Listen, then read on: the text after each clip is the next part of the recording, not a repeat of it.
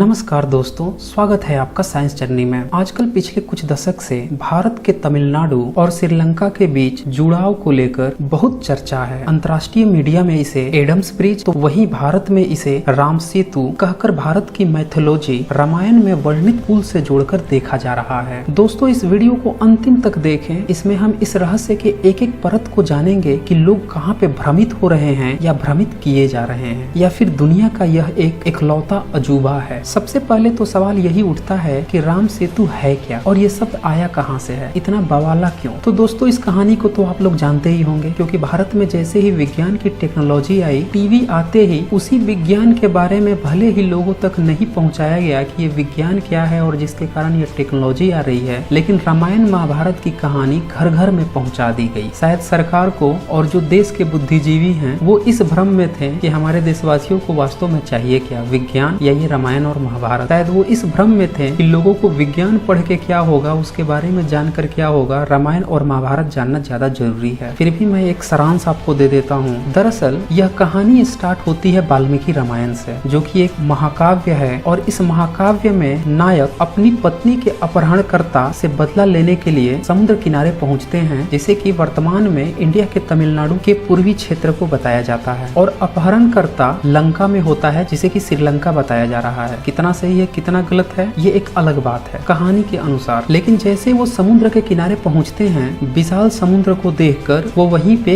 तट पे 3 दिनों तक समुद्र से विनती करते हैं कि उसे रास्ता दे दे ताकि वो लंका जा सके। लेकिन जब समुद्र से कोई प्रतिक्रिया नहीं आती तो 3 दिन बाद वो धनुष और बाण लेकर खड़े हो जाते हैं, जिससे कि समुद्र डर जाता है और फिर उनके सामने प्रकट होता है, और वो सलाह देता है कि आप मेरे ऊपर एक पुल बना लीजिए। ये मैं जो भाष्य आपको बता रहा हूँ, ये वाल्मीकि रामायण के युद्ध कांड के प्रथम भाग के 20वें से 22वें सर्ग में मिल जाएगा, और ये मैंने हिंदी भाष्य से उठाया है चतुर्वेदी द्वारिका प्रसाद शर्मा का, और ये काफी पुरानी किताब है, 1927। इंटरनेट पे भी उपलब्ध है। अगर आप टाइप करें वाल्मीकि रामायण तो वहाँ से आप इसे डाउनलोड करके पढ़ भी सकते हैं। जितना पुराना भाष्य पढ़ें उतना ही अच्छा, और ये मैक्स मूलर का भाष्य नहीं है। तो इसी में 22वें सर्ग के अगर 71 श्लोक को आप देखें तो उसमें वाल्मीकि बताते हैं कि 5 दिन में ही 100 योजन का लंबा पुल बना डाला। और फिर इसी में 72 श्लोक में ये बोलते हैं कि जिसने ये सेतु बांधा वो कपिश्रेष्ठ नल था, यानी कि वो बानर था जिसका नाम नल था। फिर ये 75 श्लोक में बताते हैं कि यह 100 योजन लंबा और 10 योजन चौड़ा पुल था। अब ये बड़ा हास्यप्रद सी बात आ जा रही है यहाँ पे, 10 योजन चौड़ा और 100 योजन लंबा पुल कैसे बन सकता है, जबकि वर्तमान में जो भारत और श्रीलंका के बीच की दूरी है वो 48 किलोमीटर की है। ये जो सैंड बार्स आपको दिख रहे हैं ये तो महज 30 किलोमीटर की गैप है। अब जब वाल्मीकि जी ने लिख ही दिया है तो इसका मतलब ये हुआ कि वाल्मीकि रामायण के अनुसार पुल की लंबाई 1280 किलोमीटर हो गई और चौड़ाई 128 किलोमीटर, क्योंकि एक योजन 12.8 किलोमीटर होता है। कहीं कहीं पे लोग इसे 9.66 किलोमीटर भी मानते हैं, 6 माइल, और कहीं पे इसे 9 माइल भी कहते हैं, 14.48। इन दोनों के हिसाब से अगर कैलकुलेट करें तो ये थोड़ा सा घट बढ़ भी सकता है, लेकिन आजकल जो प्रचलित है योजन का मतलब वो 12.8 किलोमीटर है, इसीलिए मैंने 12.8 किलोमीटर लिया है। अगर किसी को लगता है कि 6 माइल लेना है तो वो आप 9.6 किलोमीटर ले लीजिए, मुझे कोई दिक्कत नहीं है। तो भी चौड़ाई जो होगी वो आपकी 96.6 किलोमीटर होगी। अब कोई मुझे ये बता दे कि एक ब्रिज की चौड़ाई 96.6 किलोमीटर कैसे हो सकती है। क्या आपने कभी देखा है कि कोई एक ब्रिज का निर्माण कर रहा हो और उसे 1280 किलोमीटर लंबा ब्रिज क्रिएट करना हो तो वो चौड़ाई कितना रखेगा ब्रिज की? आजकल लोग कितना रखते हैं? 10 मीटर, 50 मीटर, 100 मीटर, चलिए आधे किलोमीटर, 1 किलोमीटर, नहीं 2 किलोमीटर। क्या आपने देखा है आधे किलोमीटर चौड़ा भी पुल या 1 किलोमीटर चौड़ा पुल? यहाँ पे तो बात हो रही है 128 किलोमीटर चौड़े पुल की। क्या ऐसा पॉसिबल है? तो ये देखने में ही लगता है कि वाल्मीकि जी बिल्कुल कॉमिक्स स्टंट मार रहे हैं यहाँ पे, और पूरा ही आप वाक्य देखेंगे जैसे कि मैंने आपको पिछले 3-4 श्लोक दिखाए, उन सब से आपको स्पष्ट हो जाएगा कि एक वानर, एक पल के लिए मान भी ले रामायण कोई काल था, तो रामायण काल में एक ब्रिज का निर्माण करता है और वो मानवों के साथ कंधे से कंधा मिलाकर काम करता है। उसके पास इतनी समझदारी होती है, और तो और भालू भी इसमें शामिल थे। अब यहाँ पे बड़ा एक प्रश्न खड़ा हो जाता है कि भाई ये वो लोग कह रहे हैं जो लोग डार्विन्स थियरी को गलत बताते हैं, और यहाँ पे वो बता रहे हैं कि मानव के साथ बंदर और भालू कंधे से कंधा मिलाकर काम कर रहे थे। तो मेरा यह प्रश्न है कि क्या वो सूरज के ऊपर मुंह करके थूक रहे हैं क्या? खैर यहाँ पे कुछ और भी प्रश्न खड़े होते हैं कि फिर उनकी उनकी प्रजातियां कहाँ गायब हो गई? मानव की तो प्रजाति दिख रही है, बंदरों की भी प्रजाति दिख रही है, तो फिर उन बंदरों की प्रजाति कहाँ गायब हो गई जो मानवों से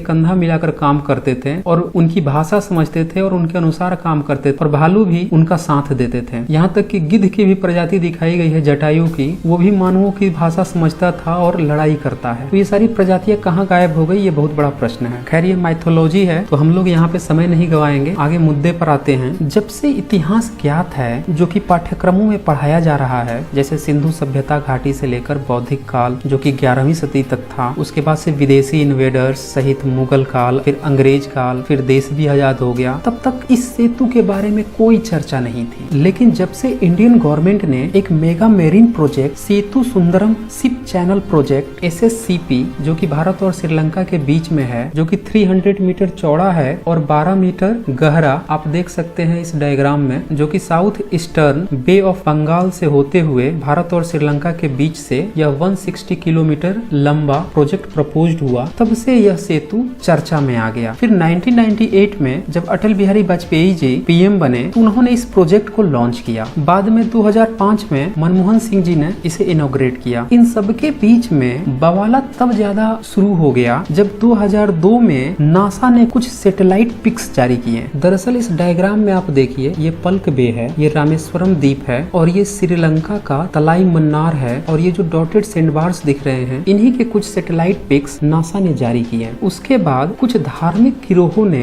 उन्हीं पिक्स को लेकर तरह तरह की फर्जी कथा कहानियां से जोड़कर और इसे 17.5 लाख पुराना बताकर विभिन्न वेबसाइटों और सोशल मीडिया पे प्रचारित और प्रसारित कर दिया। फिर इस कहानी को रामायण से जोड़ दिया गया कि रामायण में जो कहानी वर्णित है वही वो ब्रिज है। फिर यह खबर सारे न्यूज मीडिया में, तरह तरह के चैनल्स पे और सोशल मीडिया में, आजकल यूट्यूब पे अभी भी ये चल रहा है, व्हाट्सएप यूनिवर्सिटी और फेक यूनिवर्सिटी पे भी ये पूरी तरह से छाए हुए हैं। लोग अभी भी सोच रहे हैं ये राम सेतु ही है, और इस तरह करके इसे प्रचारित किया जा रहा है कि नासा ने ये कहा, नासा ने वो कहा। जब यह मामला बहुत ज्यादा हाईलाइटेड हो गया कि क्या नासा ने ऐसा ही कहा है, तब नासा के जो ऑफिशियल स्पोक्स पर्सन थे मार्क हेस, तो उन्होंने इसके बारे में अपना स्टेटमेंट दिया कि ऑर्बिट से दूरस्थ संवेदी तस्वीरें या चित्र द्वीपों के श्रृंखला की उत्पत्ति या उसके उम्र के बारे में प्रत्यक्ष जानकारी प्रदान नहीं कर सकती है, और यह भी निर्धारित नहीं कर सकती है कि मानव इसके निर्माण में शामिल थे। इसमें उन्होंने आगे यह भी कहा कि नासा सालों से इस सैंडबार की तस्वीरें ले रहा था, लेकिन इस क्षेत्र में उनके तरफ से कोई भी वैज्ञानिक खोज नहीं हुई है, और जो तरह तरह की वेबसाइटें तस्वीर पेश कर रही हैं, वो तस्वीर उनकी हो सकती है, लेकिन वो जो व्याख्यान दे रहे हैं वो हमारी नहीं है। दरअसल इस पे R रामाचंद्रन ने एक बहुत अच्छी रिपोर्टिंग की, मिथ वर्सेस साइंस, और ये छपा है वॉल्यूम 24 इशू 19 सितंबर 22 अक्टूबर 5 2007 में, इंडियन नेशनल मैगजीन में। द हिंदू का तो आपने नाम सुना ही होगा, फ्रंट लाइन में। इस पे आप बिलीव कर सकते हैं, क्योंकि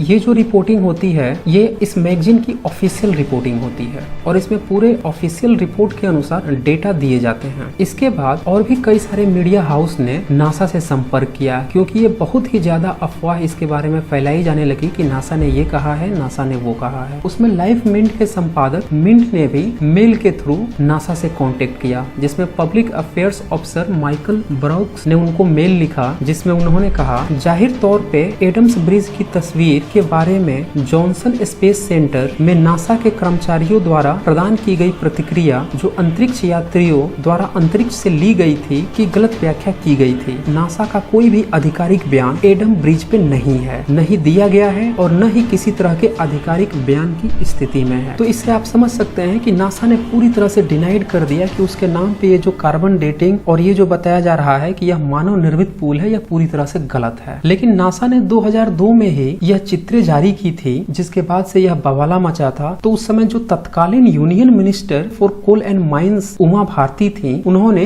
GSI के अध्ययन के लिए एक पेलियोग्राफी की स्थापना की। Geological survey of India GSI और स्पेस एप्लीकेशन सेंटर SAC, जो कि Indian space research organisation ISRO की संस्था है, इन दोनों ने मिलकर इसका विस्तृत अध्ययन किया और फिर एक रिपोर्ट पेश की, जो कि बहुत ही चौंकाने वाली थी। उस रिपोर्ट में उन्होंने 6 तरह के सबूत पेश किए। पहला था टोही सर्वेक्षण, जैसे कि मिलिट्री सर्वेक्षण होता है, पूरे जगह की तलाशी ली जाती है, जांच पड़ताल होती है। फिर दूसरा था ये जो आप डायग्राम देख रहे हैं, तो इस धनुष कोड़ी वन भूमि की ड्रिलिंग रिपोर्ट। धनुषकोडी जो कि रामेश्वरम द्वीप का पूर्वी हिस्सा है, यहाँ पे ड्रिलिंग की गई और उसके चट्टानों की रिपोर्टिंग की गई कि ये कितनी पुरानी है और कैसे बनी है। फिर तटीय मापों की गहराई मापी गई और फिर सोनर इमेज के थ्रू इन पूरे सैंपल्स को स्कैन किया गया। फिर विशेष आर्थिक क्षेत्र के भीतर के द्वीपों में से एक ड्रिलिंग की गई जो कि धनुषकोडी टिप यानी कि ये जो पॉइंट दिख रहे हैं यहाँ से 10 किलोमीटर दूर थी, यानी कि यहाँ बीच में। फिर इन सब का रेडियो कार्बन डेटिंग या C14 डेटिंग और ये जितने भी नमूने थे उनकी थर्मो ल्यूमिनेंस डेटिंग भी की गई। फिर इन सारे तथ्यों के आधार पे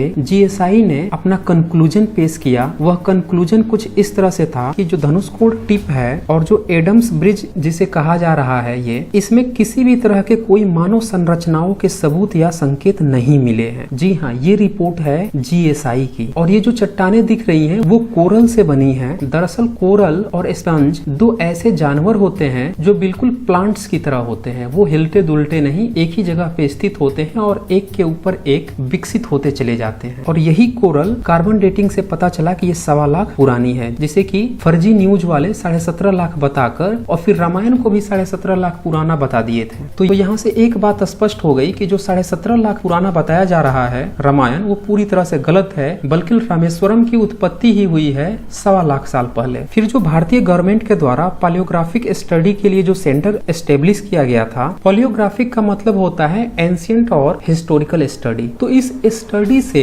यह पता लगा समुद्र का जो स्तर है वो डे बाय डे बढ़ते जा रहा है और लगभग 6000 से 7000 साल पहले समुद्र का स्तर वर्तमान स्तर से 17 मीटर नीचे था, जिससे कि ये जो जुड़ाव आपको दिख रहा है ये थोड़ा सा प्रदर्शित हुए होंगे। फिर 10,000 साल पहले चले जाएं तो उस समय 60 मीटर नीचे था जल स्तर, और उससे भी पहले चले जाएं यानी कि 20,260 साल पहले, तो उस समय जितने भी माउंटेन्स थे उन पे बहुत ज्यादा ग्लेशियर थे, हिमखंड थे, और इस कारण जो समुद्र का स्तर था वो 118 मीटर तक नीचे था। यानी कि ये जो रामेश्वरम आप दिख रहे हैं और ये जो श्रीलंका का तलाई मन्नार दिख रहे हैं, इनके बीच में जो जुड़ाव है वो 18,000 साल से 7,000 साल के बीच में दिखाई दिया होगा। तो इससे ASI ने यह कंक्लूजन निकाला कि 18,000 साल से लेकर 7,000 साल पहले के बीच में यह जो जुड़ाव है रामेश्वरम से लेकर तलाई मन्नार के बीच में यह दिखाई दिया होगा। और फिर जैसे जैसे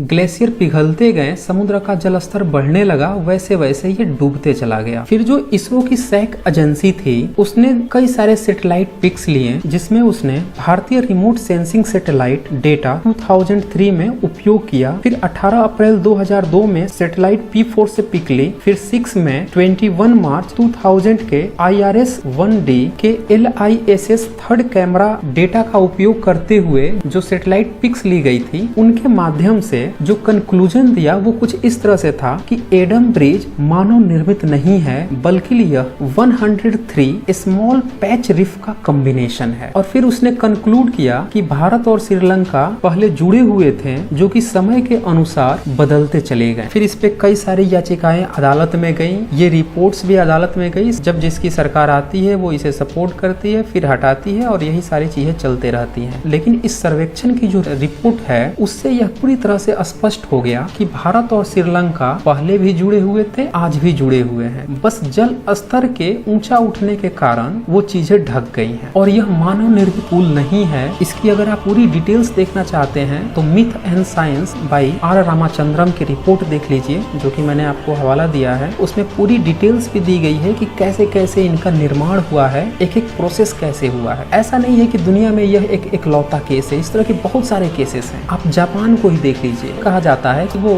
सैकड़ों छोटे छोटे द्वीपों का समूह है और ये सारे छोटे छोटे द्वीप आपस में जुड़े हुए हैं, लेकिन जल स्तर बढ़ने के कारण वो अलग अलग प्रतीत होते हैं। इसी तरह से फिलीपींस में भी है और भी तमाम उदाहरण है। जैसे हवाई द्वीपों में जो आइलैंड है, सेंट हेलेना में भी आप देख सकते हैं। कैरेबियन देशों में इस तरह के पूरे द्वीपों की एक श्रृंखला है। दक्षिण अमेरिका महाद्वीप के दक्षिणी सिरे पर भी कोरल रिफ्स पाए गए हैं। इस तरह से हम देखते हैं कि जो ASI ने रिपोर्ट दिया, GSI ने रिपोर्ट दिया, सैक ने रिपोर्ट दिया और जो नासा ने रिपोर्ट दिया, इन सबको मिलाकर यह पता चलता है कि जिस भारत और श्रीलंका के बीच के जुड़ाव को राम सेतु बताया जा रहा है या एडम्स ब्रिज बताया जा रहा है, वह मानव निर्मित नहीं है। और जो इसे बताया जा रहा है कि ये 17.5 लाख पुराना है, जिस कारण से रामायण को भी बताया जा रहा है कि वो भी 17.5 लाख पुराना है, वो भी पूरी तरह से फर्जी साबित हुआ, क्योंकि नासा ने ऐसा कुछ भी नहीं किया है। जबकि नासा के नाम पर यह चीज प्रचारित की जा रही है, जो कि पूरी तरह से गपोड़पंथी है। और नासा ने यह भी कहा कि उन्होंने कोई भी वहां पे ग्राउंड लेवल पे जांच नहीं की है, बल्कि सिर्फ उन्होंने चित्र जारी किए थे। जबकि भारत की एजेंसियों ने जो रिपोर्ट जारी की है, उससे पूरी तरह से स्पष्ट हो गया कि यह मानव निर्मित नहीं है, बल्कि 1.25 लाख पुराने कोरल्स का ये ढेर है, जिसके कारण से इसके बीच में ये सीबेड्स जनरेट हुए हैं और ये जुड़ाव हुआ है। तो दोस्तों, इस वीडियो को ज्यादा से ज्यादा शेयर करें ताकि सभी लोगों को यह पता चल सके, जिसे यह राम सेतु बता रहे हैं या एडम ब्रिज बता रहे हैं, वो मानव निर्मित नहीं है, बल्कि वो नेचुरल है। और ऐसा दुनिया के बहुत सारी जगहों पे इस तरह के जुड़ाव पाए जाते हैं। यह कोई भी अजूबा जैसी बात नहीं है और न ही इसका रामायण से कुछ लेना देना है। तो दोस्तों, आज बस इतना ही। धन्यवाद।